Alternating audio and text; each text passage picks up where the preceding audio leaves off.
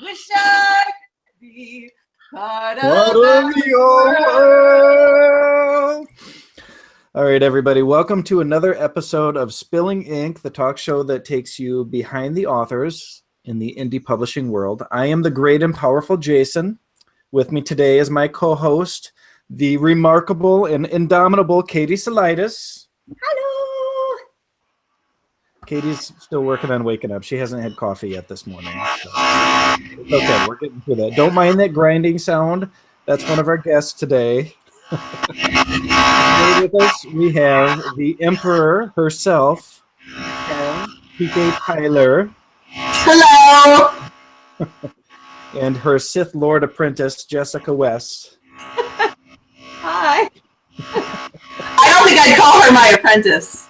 No? I would. She's far too advanced for that. So how are you guys doing today? I'm good, other than my poor computer ruining your entire show. But, you know. It won't be ruined. It'll be something to talk about. Everyone can now witness the conditions under which I have to work. I was going to say, we need to get you a grant or something for some new computer equipment. I know, right? My husband works in IT. You'd think he'd be able to steal me something at least. Yes, yes. Yeah, you got to take advantage of that. So, Pav, what do you do? Tell us a little bit about you. I do a little bit of everything. I'm a little bit schizophrenic when it comes to the writing world. I make sure that my uncommon anthologies are running and marketed and going with the best possible authors we can find. That series focuses on magical realism, which is an absolute love of mine, but doesn't always have a market, especially in the indie world. So I really enjoy getting the chance to bring new authors some exposure. And I write my own novels and I market. I work for Novel Publicity and Lit Ring as a marketer. And participate in just about every crazy scheme that I can think up or that someone comes up with that sounds exciting because, you know, shiny. How does somebody get into one of your anthologies, PK? The uncommon anthologies are open call. Fighting Monkey Press. That's the website, or that's the name of our page on Facebook. We have regular open calls, usually twice a year.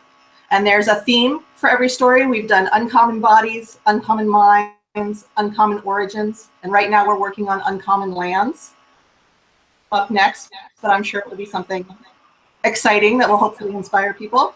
And we take unsolicited submissions. You don't need to contact us first. You don't need to know us first. We want to hear from as wide a group of authors as possible. Published, unpublished, all diversity is available. And just pick the best stories possible to make sure that we have some really exciting stuff for readers. Now, when you do your anthologies, are they exclusive stories? Are they limited term exclusivity, or can they be republished from stuff that's already available? Well, traditionally they have been just exclusive for a couple of months for KDP purposes. But now that KDP has been cracking down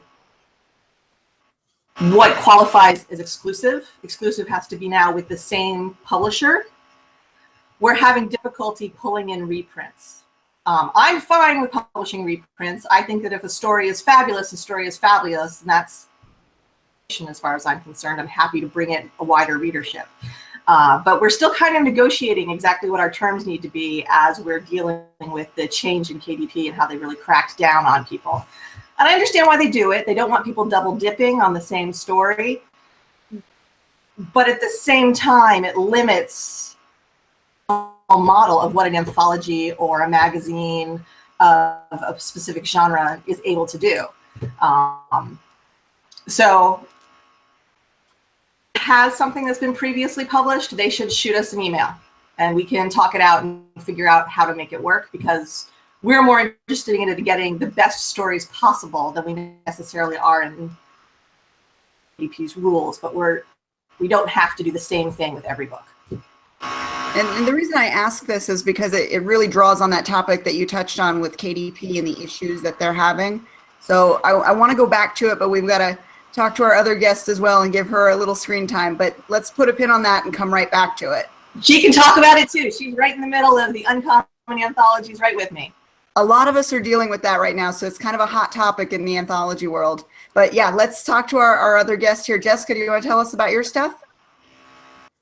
All we could hear was And it froze. I didn't hear anything at all, including the fan. The monster fan was just silent. I didn't hear anything. I was just talking. We'll give you a restart, Jessica, so you can tell us a little bit about what you write. Take two. Okay. Well, what I write, I write fantasy, speculative fiction. I write anything that falls under that umbrella. Horror, fantasy, some sci-fi, but not much of that. I'm kind of like Pav. I'm into everything. I like to do a variety of things. I don't like to do one thing and just stick with that one thing. So yeah, except I'm an instigator, where she's the leader. She's the one that does most of the work and gets things going and gets things moving. I'm just the instigator. I like to give people ideas and push for that. Okay, awesome. Running. In other words, Jess is the troublemaker. Jess is the one responsible for all the trouble, and I make everything awesome. That's how it works. Yeah. I have a good friend like that. He comes up with great ideas, but he's just the idea guy. He doesn't want to actually do it. He wants somebody else to do his evil plans. I think we all know somebody a little bit like that. Oh yeah. So all three of us, well, sadly not you, Katie, but Pav, Jessica, and I are all in this month's Tales of the Canyons of the Damned. I believe it is issue 15. Is that right? Do you guys know? I think so. Was there another one after the Valentines? Yeah, there was, I think. Yeah. That's right. This is. Oh, well, he sent me a I'm cover. not 100% sure. Where's He sent me a Daniel? cover, and I thought it said 15 on it, but no. So anyhow, I'm still editing mine, so what? It comes out in 2 days. When you were like, where's that's what Jess and I did all morning.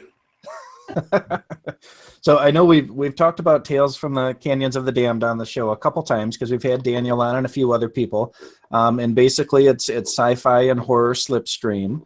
Could you guys tell us a little bit about what your stories are going to be like in this issue without spoiling them for us?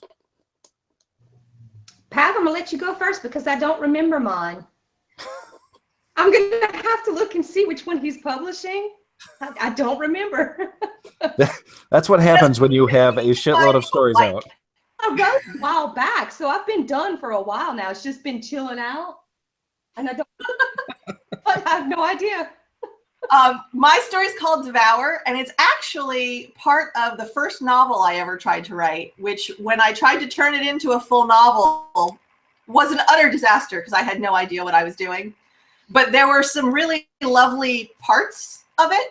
So I made it into a cohesive story and was able to put it together into something that I think is really exciting. It's definitely horror. It's my take on zombies. It's different from a lot of my other stuff that I've written. Yeah, I'd say it's different. Let me massage it even further. What, dear? It's a zombie story and it's awesome. When I got it, I was so excited because I was like, wait, Pav wrote this? No way. It's amazing. It's awesome. Sweet. I can't wait. I haven't been given any kind of story files, and I really wanted to read them before today, but Daniel's holding out on me, so. Well, you can't have mine because it's not done. It's supposed to publish in 2 days, and it's not done. I can send you mine, but it's too late now. That's cool. Well, the one I've got in Canyons this month is longer. It's lot 187, and I think it's 10 or 11,000. And Daniel took some convincing, but I think he really liked the story. And it's about a tattoo artist who gets this crazy batch of ink that kind of comes to life and causes all sorts of mayhem. So definitely horror and way out there, kind of paranormal horror type of thing. You have read that story. I loved that one. Yeah, that was freaky. You were was. It was thinking the first one that read that before I sent it to Daniel. So yeah. So Jess, did you figure out what you have in this issue? yes, it's a ghost story. No one will believe. All right, now we've been throwing around some fancy words this morning like magical realism and speculative fiction. So for all of us out there that might not be as smart and fancy as you two, could you explain to us a little bit about what that means? What is magical realism to you guys? Pam, do you want to take it? Sure. Magical realism is a genre that is based in the world around us, just common everyday life, but where actions which occur take on deeper meaning. It can take on a deeper meaning in the sense of being literary deeper meaning, or there can actually be events that aren't possible to happen in the world around us. Some people confuse it with urban fantasy. They really like witches and vampires in urban settings, where magical realism is world as it is, and then introduce one magical element. So Haruki Murakami is a perfect example of magical realism, where one minute he's kind of a gumshoe detective, the main character, and the next minute he's in the subways and there are these black slithering shadow monsters. It's the real world. Everything else is based in physics and the real laws of existence, but there are certain things that come in representatively in a magical way. A great collection of them, and I can't remember the author's name. I feel horrible. She's an uncommon author. You might know Jess, who wrote Reptilian Handbags and Other Stories, which is one of my favorite magical realism collections in the indie world. I don't remember that one, but you know what? Jason, your story is a really good example of magical realism also, because you have this guy, he's a tattoo artist, and everything it's just going smoothly, exactly how you expect it to, and then all of a sudden there's this element introduced that's like, wait a minute, what's happening here? And as it unfolds, you understand and you know what's happening, you learn what's happening, but it's not of this world. It's just realistic enough for you to think, wow, what if that really happened one day, you know? But your logical mind is there to tell you, no, that wouldn't really happen. That, you know, it's there to assure you. But that's a great example of magical realism, because you have that one element that's just a little bit off, and it throws the main character a hell of a curveball. So that's magical realism to me, is that it's just everything is exactly what you expect it to be, except you have one element that just changes everything. I found it. Oh, you found it? Good. The Evolution of Reptilian Handbags and Other Stories. Good. It's by Melanie Lamaga, and she's one of our uncommon authors. That's her own book. I try to read as much as I can out of between Insta Freebie and NetGalley and everything else that's out there. I'm always trying to find new authors, so I can invite them to maybe submit to us, but we also take open submissions, obviously. And it's a really neat way to find books that aren't being talked about all over the place, that aren't the next biggest, coolest vampire shifter romance baby book, but that really you want to read, you want to support, you want this literature to get in front of people, and that's really exciting work to do. Now, when it comes to anthologies, I don't read shifter baby books, because I do. Now, when it comes to anthologies, how do you go about putting them together? Instinctually. Yes. It's just instinctively we manage. Do you start off with a theme and then kind of go from there, or how does the idea for your next anthology come out? Invariably, I come up with some wacky idea that doesn't make sense to anyone but me, and then I suggest it now to the Uncommon Authors private group where we can get together and talk, and that includes everybody who's ever been in an Uncommon anthology.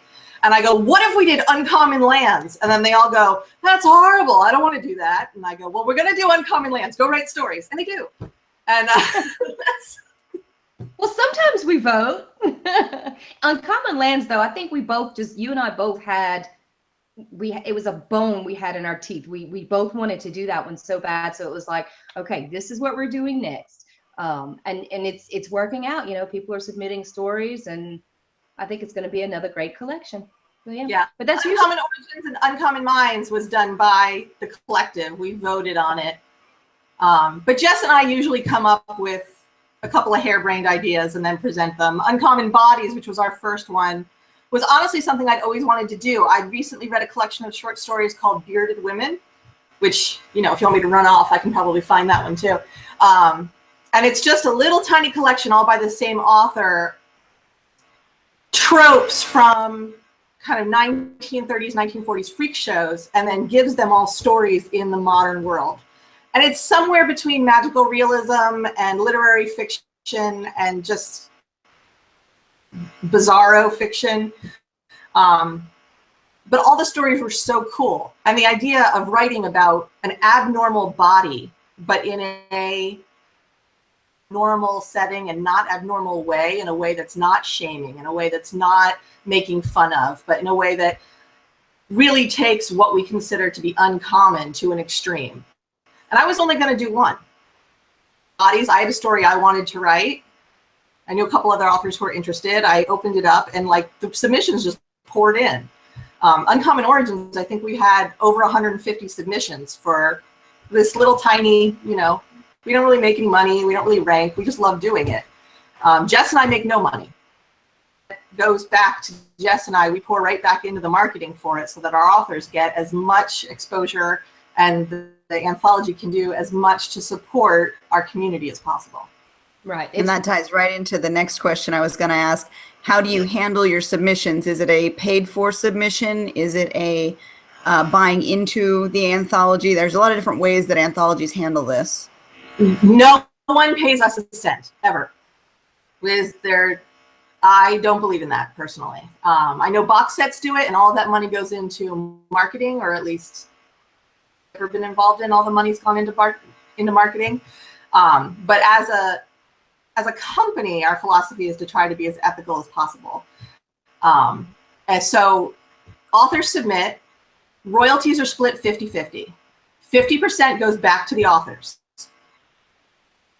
That 50% of what we make split by 20 authors is not a lot of money. So although we may have a decent income and get decent ranking, and I run sales and I'm marking it constantly throughout the year, all 4 books now, it's still split 20 ways. So this isn't a money-making scheme. You're not going to get a $4,000 check from me. But it's nice to make a little something on your art, and I do believe that artists should be paid for art. So keeping that as a part of the contract is really important to me, even if it's a small amount, to make sure that artists are being compensated for their work. The other 50% comes back to Jess and I. You know, technically, I could take half of that and pay myself for being the publisher, producer, marketer, formatter, and all that stuff. And 50% goes to Jess, and technically she could take it for being co-curator and editor and cat wrangler with all the authors and making sure that everything is running smoothly. But we both decided that we're not as interested in making the money as we are in making sure that the books get out. So we churn all of what we make right back into marketing both previous and into marketing the next coming anthology to make sure that each book has a decent amount of money preloaded so that it can launch well. We're talking about how do you market these anthologies? What goes into the marketing? Oh, okay. Well, that's I don't know. Pav does all the marketing. I'm the one who does the behind the scenes stuff for the editing and everything. I don't know, Pav. I don't have that part of your brain. You should. You should. Why did we do the transfer? What was the point of the whole transfer? I know, man. Don't know. Brain though. We market as aggressively as we can. I market on Amazon. I'm getting involved in Amazon ads. I know I'm a little bit late to the game, but I didn't want to do it until I had the money that I could front to do it well. And now that we've kind of built up some money between Jess and my royalty cut, I'm starting to work on Amazon ads. I do aggressive Facebook ads. I don't do a lot of blog tours, but I try to do blog spotlights to get as many people talking about and sharing about each release as possible. But we also do sales, we do giveaways, we do, sometimes the authors want to put them together and they're oodles of fun. I find that usually everybody who comes is either one of the authors or somebody who's already bought one of our group's projects. So for uncommon anthologies, they just don't have the return on investment. Some other books have a great return on investment in them, and maybe it's just because I'm doing them wrong. But we have a lot of fun. I don't know. I do everything. I do everything I can think of. I've done spree casts. I've done head talkers. I've done... I mean, really, if somebody is like, if you painted the cover of the book on a plastic bag and flew it over Newark, New Jersey, that would sell books. I'll do it. That's kind of the trend, though, with marketing. It's a lot of throwing shit at the wall and seeing what sticks, because there is no one size fits all when it comes to it. And that's one of the reasons I ask, because we're talking to different authors each week, and everybody has had a different approach. Everybody has had a different tactic that's worked for them. So we're kind of letting our audience see, you know, what the availability is for different tactics and what they can try. The uncommon anthologies, and also Jess and I co-wrote a novel. It's a series. We haven't written the second one yet. We co-wrote a novel called Sin Eater, and we have the same issue with that book as we have with the uncommon anthologies, which is it's not a mainstream commercial product. Uncommon anthologies is never going to be in your local Target. It's just not going to happen, and that's okay. Like, we didn't write it for that. Sin Eater is never going to be featured on USA, you know, Good Morning America or whatever it is. Like, they don't want us there. Fine. Fine, that's not why we wrote it. It's not going to be one of Oprah's favorite reads. Doubt it. Oprah really wants No, to see Mama. What'd you say, honey? Reading it. I was on the phone with my mom the other day, and she says, I'm reading this book, and I'm trying to pretend that Pavarti wrote all of it. It's like, okay, yeah, do that. Because they know you? Yeah.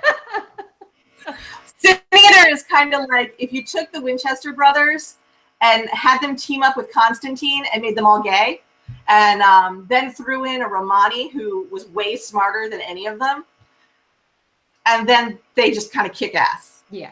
So it was a hugely fun book to write.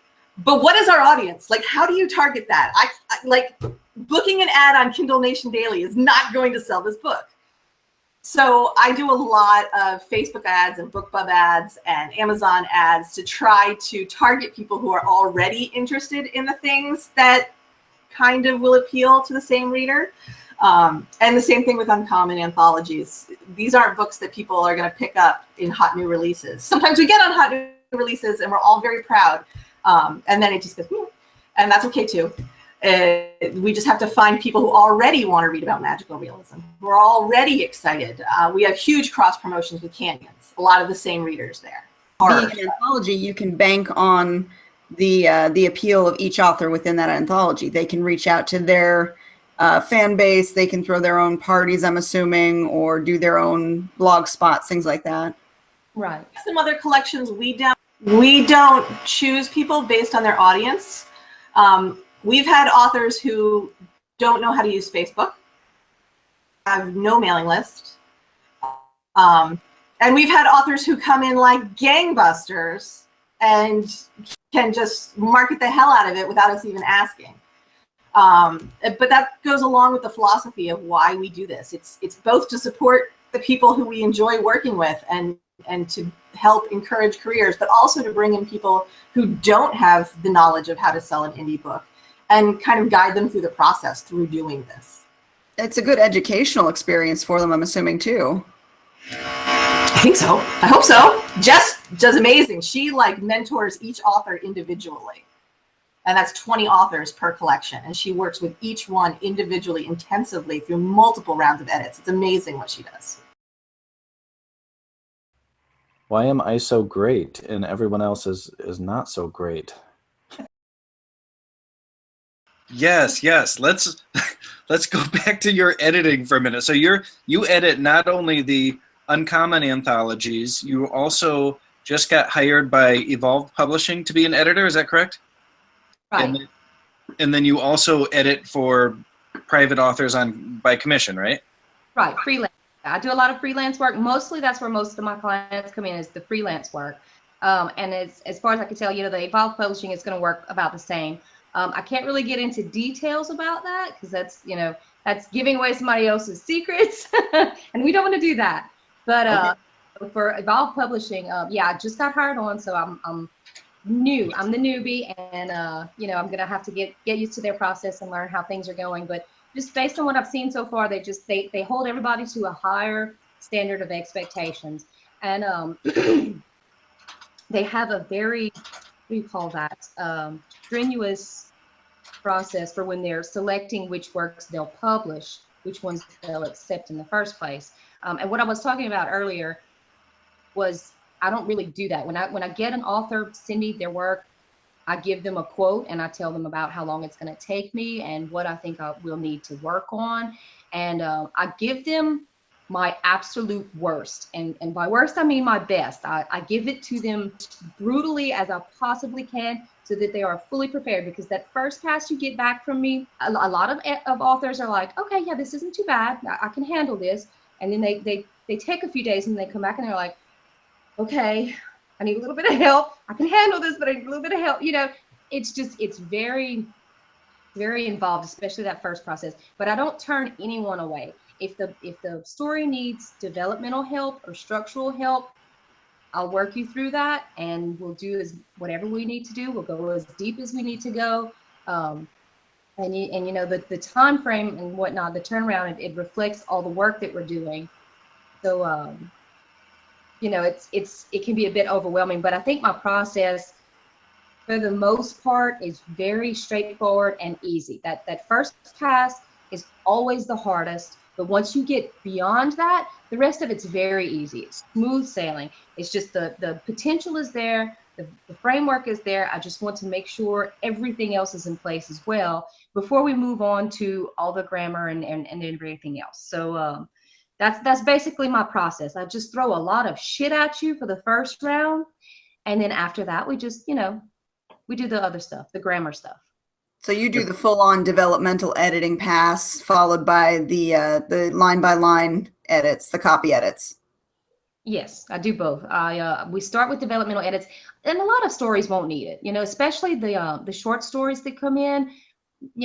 Could be fixing a line or two here or there, giving a little bit more background or taking out some background, things like that. Working to make sure that the character has an emotional arc, or a physical change or some kind of change from beginning to end. Just making sure all of the elements are in place so that the story accomplishes whatever the author intended it to. And a lot of stories, they won't even need that, like I said, especially the short stories, because most authors, especially ones who've been doing this for a while and they write novels and things like that, they've got the structure and the development parts down. They just need somebody to come in and polish it off. So, sometimes that's all I do. I go in and basically I'm doing proofreading for some stories. And a lot of times authors will send their short stories to another editor before they send it to me, so that helps too. And that reduces some of the work that we have to do between the two of us. But, there's a broad spectrum, especially for anthologies, like the uncommon anthologies.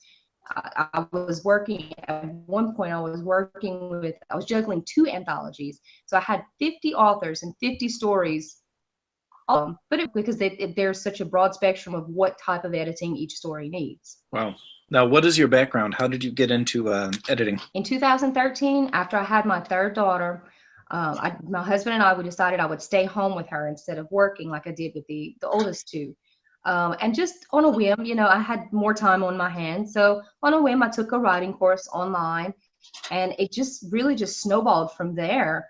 I was writing and could not stop, even when it's hard, and I can't force myself to write. I'm writing something else. And the editing, I got started with that.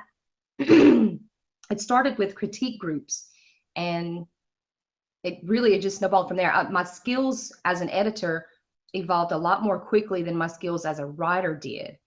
There's always new things to learn. And of course, I have to update my style guides and whatnot to reflect the current conventions. But editing, for the most part, once you get your feet underneath you and you have a process, you establish a workflow, and you learn what you're capable of and what you can do, what you can accomplish, and you're set. So that's why I enjoy editing, is that as long as I stay on top of the current conventions and what needs to be done, then I'm set, I'm good. But the writing and the publishing, that part is it's always changing. It's like walking across quicksand. So editing has been throughout this process since 2013. It's always been that thing that I've held on to that kept me above the quicksand. How did you end up working with Pav? What got you two together? An online workshop. We had a mutual friend that we met via Twitter. I think I met him on Twitter first, and then Facebook and whatnot. You know how those things go. And we Tinder. took this online.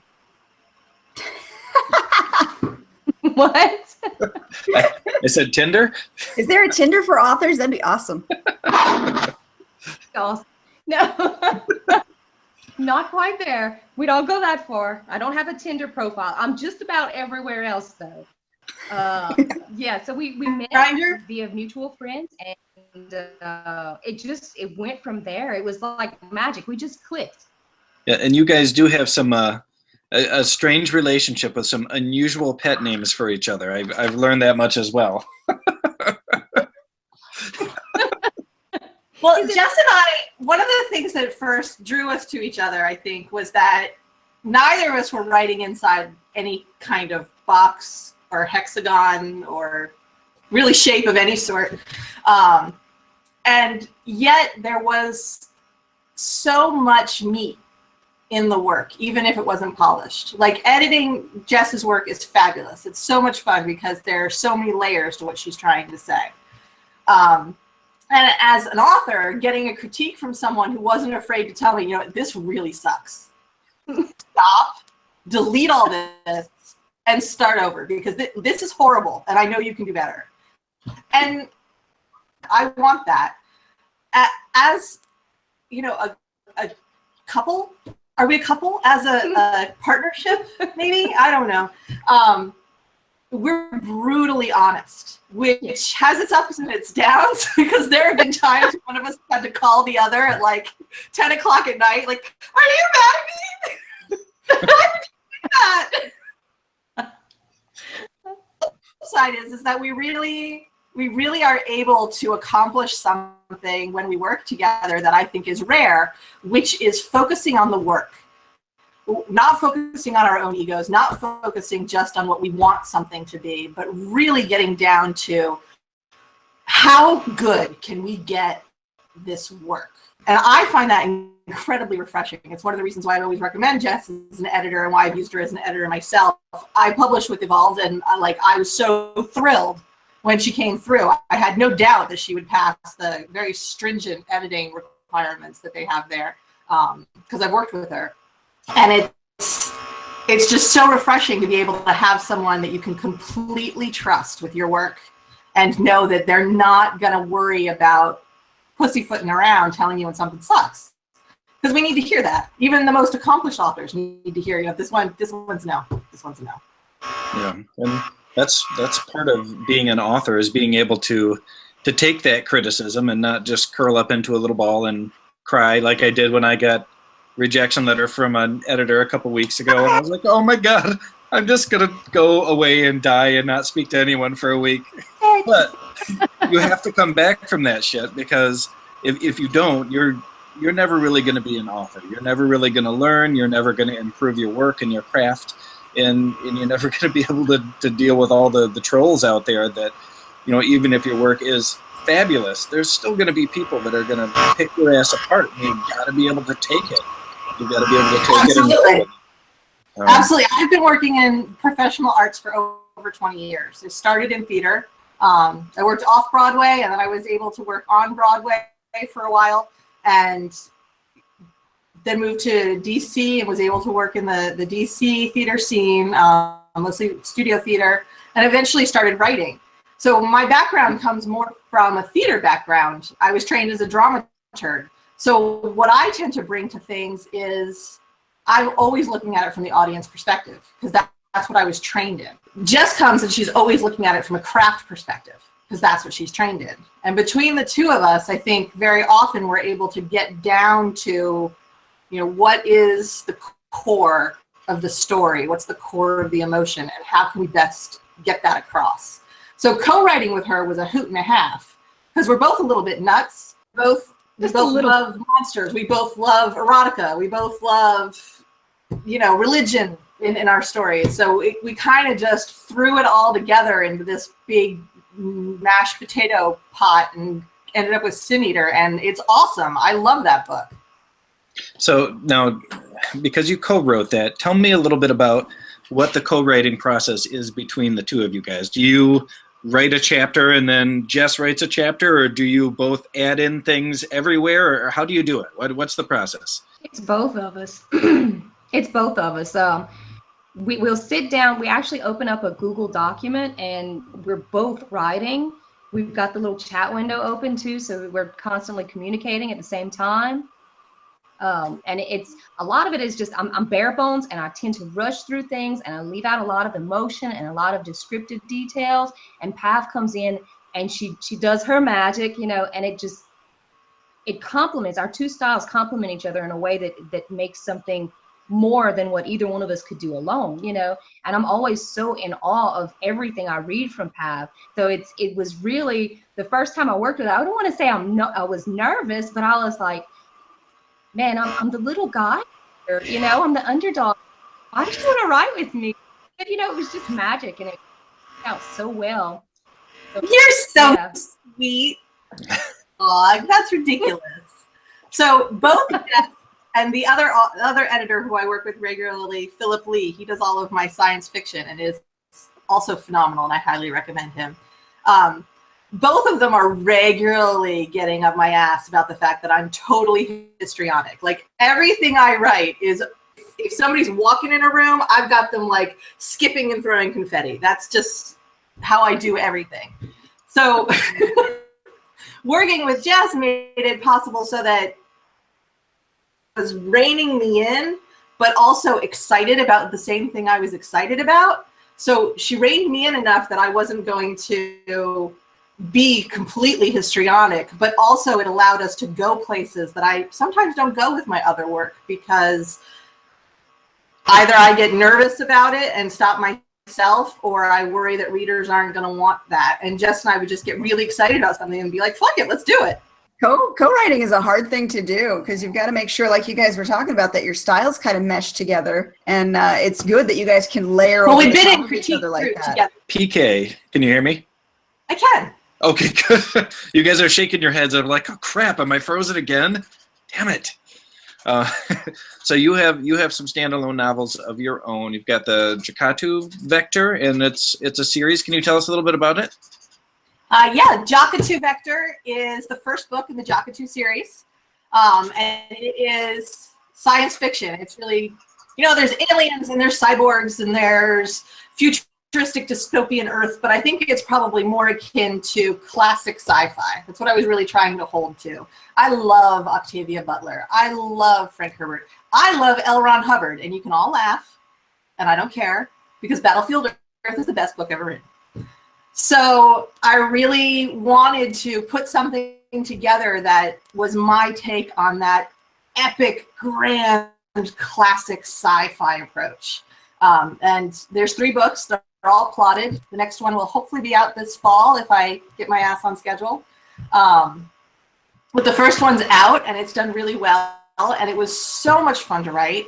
And Holly Heisey did the cover, which is an absolute treat. It's just exquisite. Like, it gives me thrills just to think about the cover, because it's exactly what I wanted. And she totally captured everything that I was trying to accomplish in the writing of the book in one single image, and it was probably the scariest book I've ever written, though, because while I've done literary fiction, and I have a Muslim superhero novel, and I have lots of short stories, and all of them, while risky in their own way, weren't risky. They were risky to put out and see whether anybody would bother to read them. 2 is the first thing that was really important to me as an artist, trying to do something that my heroes did. So being a great big sci-fi snob, it was really terrifying to put something out that would be judged alongside that same work that I've spent my whole life loving. I'm proud of it. It was a lot of fun to do. It was a lot of hard work. Philip totally kicked my ass like up and down the street, and I'm so thankful for it because the book is tremendously better now than it was when I first wrote it. Yet never published that an editor. Anybody who's watching, ever, always get an editor. So yeah, that's Jakatu. Okay. It's available everywhere. So, Jess, what about your books? Tell us a little bit about your books, Jess. I'm starting slowly. I'm going very slowly. I write mostly shorts now. I'm not in the novelist category yet, so I don't have full-length books out yet. The ones that I'm working on, I just got one back from a developmental editor. It's Faith of the Fallen, which I'm probably going to have to change the name of the title because it's also the title of one of Terry Goodkind's books. And that's not going to work at all because I'm a big fan of his work. So I should have it should have occurred to me sooner. But anyway, my work is, there's a lot of fantasy involved. And I like to take what we know about the Bible and about what people believe happened and, you know, how everything got started. And I like to play with that. I like to take the rules that were established and change them a little bit and try to approach that from a different perspective. So what I did was I went with Lucifer as a POV character, and I tried to tell his story. You know, why would he do the things that he did? He went from being the light bearer, you know, God's favorite angel, to being something else entirely, the complete opposite, to being, you know, God's antagonist, his number one enemy. And he, in my mind, that's one of the most interesting characters. I'll say characters in fiction, but, you know, one of the most interesting people, I guess, from the Bible. You know, I hate to say that he's a fictional character in a book, but, you know, that's kind of how I see a lot of that. But and I found that had to be such an interesting story. I wanted to read that story. So I was like, well, I want to write that story because it's been told and retold time and time again, but I haven't told it yet, and I have a different perspective on it. So I'd like to try that. And then it's also very much influenced by Dante's Inferno. Oh, so sweet. I've got a lot of that. Hey, is that a kitty you've got there? No, it's a puppy. It's my little puppy. Oh, hi, sweetie. Well, she just needs some love too. That's it.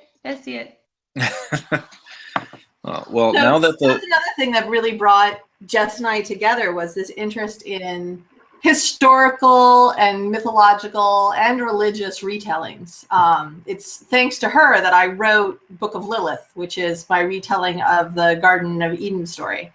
And it's a short story. It's just a little something that was in the Mosaics anthology, which was an intersectional feminist anthology that I put together with Kim Wells and Jess edited.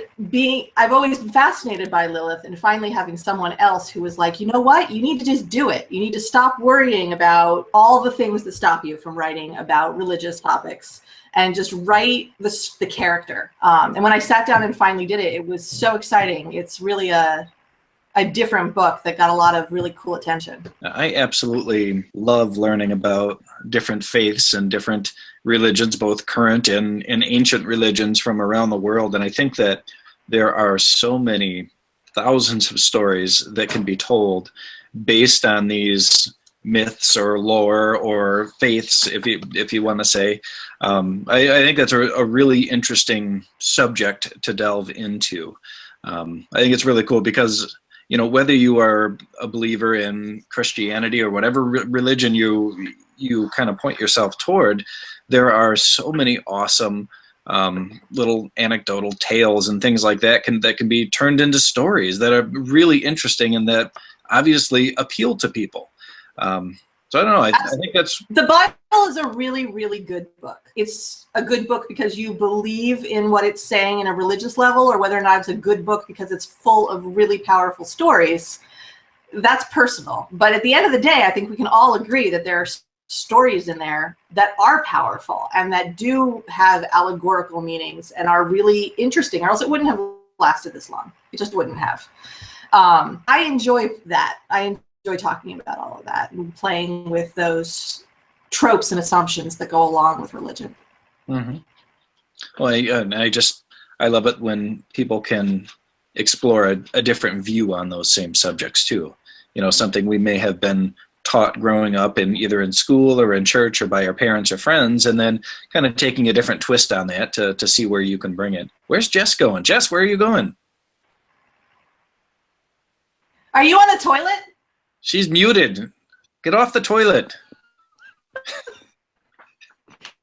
No, I had to bring my dog outside to pee because she's whining. I brought her twice before we got started because I knew she was going to do this. Asshole. Yeah, now she's peeing. Well, that's one of the things that we were saying, Jason. That's what was so interesting to me about Lilith, is that Lilith isn't actually in the Bible. She's not mentioned. There's an allusion to there having been a woman created before the story of Eve, but it's just one line in Genesis, and she's never given a name actually in the canonical Bible.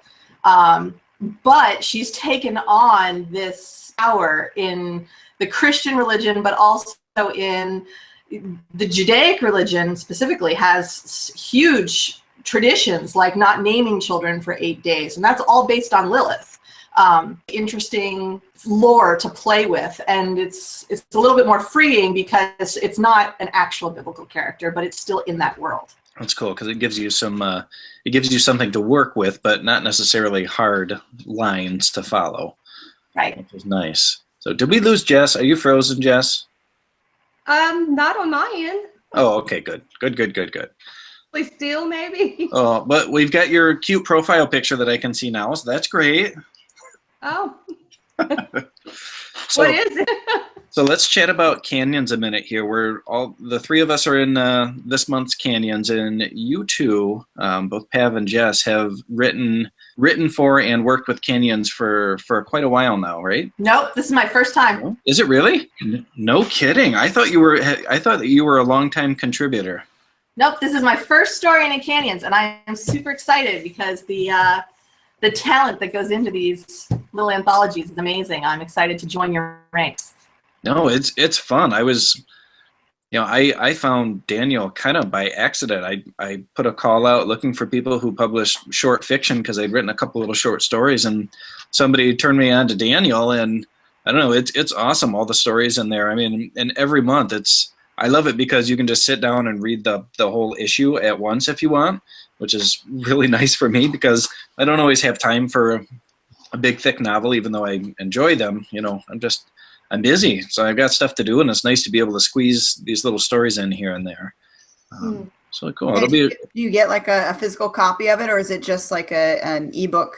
They have an ebook and a print version available. I think this is Canyons number 15. So 15 of these monthly short story magazines, I guess you'd call them. And then he has several omnibus editions out as well. I'm not sure how many, but he kind of takes the best of throughout the year and compiles them into an omnibus. But yeah, they're pretty cool. It's a lot of fun. I'm geeked for people to be able to read it and to share it around. And then Katie and I also have a big anthology coming out. Is it tomorrow, Katie? Tomorrow. Wow. Well, when this show gets broadcast, it won't be tomorrow. It'll be the 31st. But yeah, it's called A Plague of Dragons, and it is not magical realism. It's straight fantasy, right, Katie? It's a bunch of different genres within fantasy, because I think David has more of a sci-fi. His is more like, what is that? RPG style. So it's all realms of fantasy, kind of touching on different ones. The idea with the anthology was that they were all going to be dragon stories, or stories with dragon shifters in them, with a little bit of a steamy side as well. And that's kind of what changed up everything. I remember it was originally supposed to be based off of fairy tales as a backing. Oh yeah, that's right. And then we kind of canceled that midstream, but mine has the Little Mermaid as its backing. I didn't get that. Really? Really? There was no singing in the whole thing. No, he doesn't sing. He doesn't sing. Singing a Little Mermaid song. Yeah. How did that come into play? He wants to be part of her world. I don't know. Little Mermaid was great, though. I love that movie. Well, if you think about it, he's a character that belongs to a different world that's apart from the human world. He's absolutely obsessed with humans, and he finds a human who is equally obsessed with his world, even though she doesn't know it's his world. You have no idea the restraint I'm showing right now. Like, Come my on. children will tell you that I sing this song every day. I was the Little Mermaid growing up, damn it. I loved the Little Mermaid. I have the red hair. Suck it. Okay, there you go. Well, mine's faded right now, but I normally have the red hair too. Come on, Pav. Let's hear it.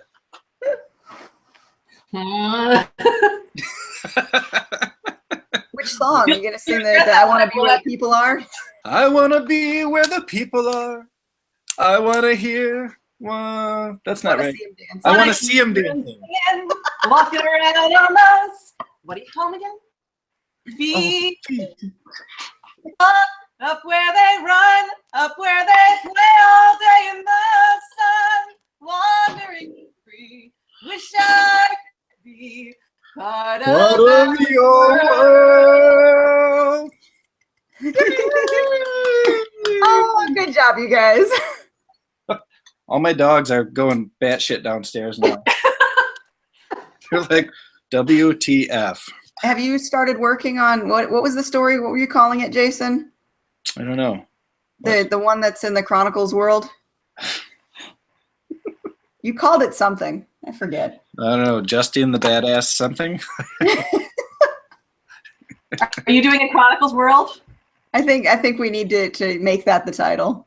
Well, no. Katie actually has a dystopian vampire series that's the Chronicles of the Uprising. So it's not a Samuel Peralta Chronicles. It's a different Chronicles. But Samuel, if you're out there, I want to work with you. I want to be in one of your books because I am a huge admirer and I love you. And yes, we're Facebook friends. Let's talk later. Okay, anyhow, Katie. So, I don't know what happened. We're going to have to cut that and then put that up on the page. That way, your video testimonial. You should put that on like your profile as your, your Amazon page. Just like, this is what my fans think. So Katie and I are attempting to co-write something, and I've kind of dropped out of the loop a little bit because one, I'm super ADD, and we're moving, we got all sorts of stuff going on, so I've kind of dropped the ball on it a little bit. But she has a super cool dystopian. Is it YA? I consider it YA, but are we not YA? No. The blue ball scene, dude. The blue ball scene. I would not put that in a YA novel. Fine. Ask yourself if my 13-year-old can read it, and then that's your answer. I'm so proud of that blue ball scene, by the way. When I showed it to Jason, I was like, you have to read this. And I hated it. It's just like, you can't be proud. We hate that. That's the worst. That's the worst thing ever. See, now I really want you guys to read Sin Eater, though, so that you can read what Jess and I did. I mean, we've got gay priest. We've got nuns having sex with candles. Like, there was no line we didn't cross. Perfect. Oh, and Jess just texted me. She lost internet, but she'll try to log back in soon. Okay. Aww. Okay. It's just bad luck all around today. Just a lot of bad been. luck today. It's But crap. you did get me to sing Little Mermaid, so. And that is going in the video. Oh, yeah. Yeah, That's in there. That might get its own separate distribution right there. So since we have just you, Pav, so Katie and I are going to try to co-write a story, and it's set in a world that she's already created with a character that already exists, and only she was my favorite character. So I was like, you know what, I only write female leads. That's all I do, because I don't know if it's because I'm not very in touch with guys, or if I don't know, but for whatever reason I wanted to do that. And so what we've been doing, at least so far, is kind of writing a scene, and then it bounces back and forth in the Google Docs. You know, she'll add something, I'll add something. Is there a way that you found that works really well for co-writing, or is it just kind of something that you and Jess came up with on your own? It really depends on the personality. of the people involved. I've done a number of co-writing projects, some of them successful, some of them have been scrapped because it just went so badly. Some people write where you have two main characters and one of you takes each character and you just switch back and forth, because that way you don't have to make your voices blend. You know, if you write John and I write Nancy, then you write all the John scenes and I write all the Nancy scenes, and it doesn't matter that it doesn't sound like it's written by the same person. That's a really easy and fast way to work in a collaboration.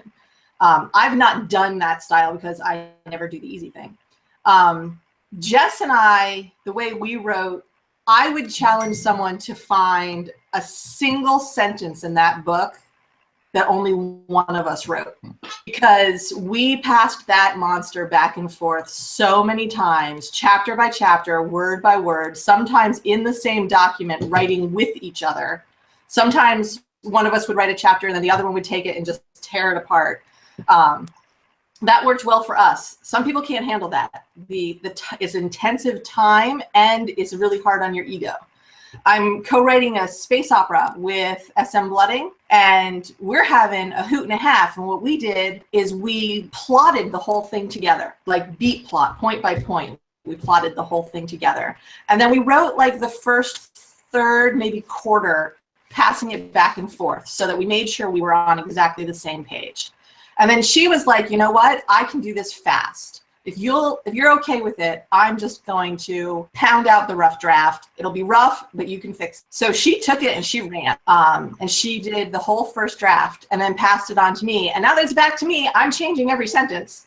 It's not like I'm not doing a full pass through and adding paragraphs and moving things and changing chapters and writing new chapters to fill in where we need to. But it was easier for her to just sit down and write it and get everything that was in her head out before trying to talk about it. It's fine with me because I'm able to go back in and fill in the blanks.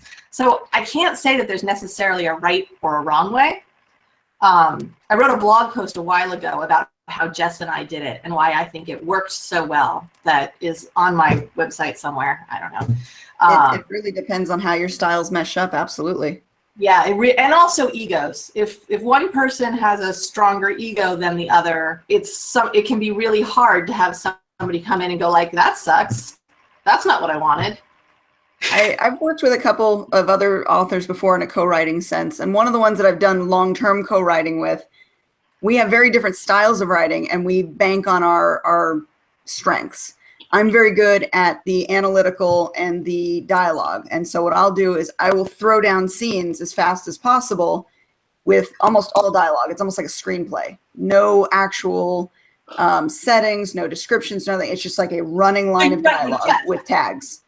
And then I set up what's happening based on in the dialogue, and he'll come through and he adds all the beautiful flowery language and the descriptions and what they're doing, and we layer over the top of each other like that. That's similar to what Jess and I do, where she's more action, dialogue, forward momentum. She keeps me going forward. I can write 20 pages about looking out the window and never go anywhere. She keeps us going forward. And then I come in and I add in, you know, like 3 paragraphs of history and 3 paragraphs of setting and, you know, all the histrionic stuff. All the flowers. Now, what we've done right now working with Jason, we've kind of each taken our own scenes at this point. We're kind of piggybacking off of what each person's wrote, which is not a bad thing either, because if we don't have a direction, neither of us has plotted this, kind of the pantser approach, that works too. I've liked what we've come up with so far. It's, you know, I wish that I was able to devote more time to it right at the moment. Oh, you've got a little cutie pie coming in and behind you. Aww. Hi, little one. Me, huh? I was like, mine are at school. Who's here?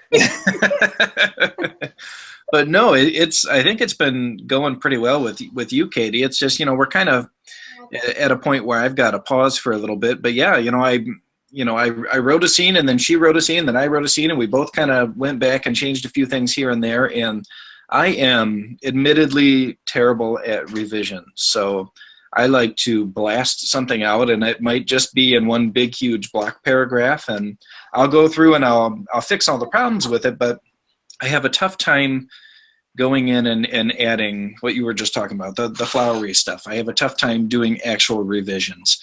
And so it's nice for me to work with someone who is really good with revisions and who's used to going through and layering another, another layer onto the story and adding things that way. So it's kind of been a learning process for me as well. I kind of had to warn you ahead of time because my style is so bare bones to start with that what you see in the rough draft looks nothing like what you end up seeing in a final. It's like night and day, but it's kind of scary if you look at it at first. You're like, "Where's the story?" Well, and I feel like I'm a kind of a mixture of, Pav, you were talking about how you like to write long, drawn out, or not drawn out, but longer descriptive things. What's that? Make it sound awful. Thanks. No, not trying to be awful, but you're really boring. Long, You're the boring one, Jess is the exciting one. Okay, I got that. But I feel like when I write, I get stuck into one of those modes where I might be writing a scene and it's for a short story that I'm actually writing right now for Daniel. And I'm like, what the hell am I doing? I'm on like paragraph 3 of description. And I'm like, I've got to get this shit out of here. But I'm stuck there. I'm stuck in that mentality of description. And then other times it'll be all action and dialogue. And I'll go back and I'm like, man, where the hell is the story? All this crap is happening, but you can't see any of it. You can't feel any of it or hear any of it because I haven't given you that background. So I get stuck in those zones, and it's tough for me to snap out of them. But is there anything that you two ladies would like to chat about towards the end of our show here? I'd just like to let everybody know that we have the Dominion Rising box set on pre-order right now. It's up on all platforms, and it is 22 stories by 26 authors for 99 cents, full-length books. And they're really phenomenal. Daniel, who we've been talking about, is in there. Sam Peralta is in there. Gwyneth White is in there. S.M. Blooding and I are writing the space opera. And just a shocking amount of talent is included in this giant monstrosity of a box set. And what makes it different is that they are full-length novels. So you're not getting short stories or novellas. So if people are interested in sci-fi or fantasy, we have both. We have some steampunk, we have some dragons, we have some fairy tales, we have space opera. Give it a look. Awesome. Jess, anything you want to chat about? No, not really. Just canyons. That's all I've got going on right now.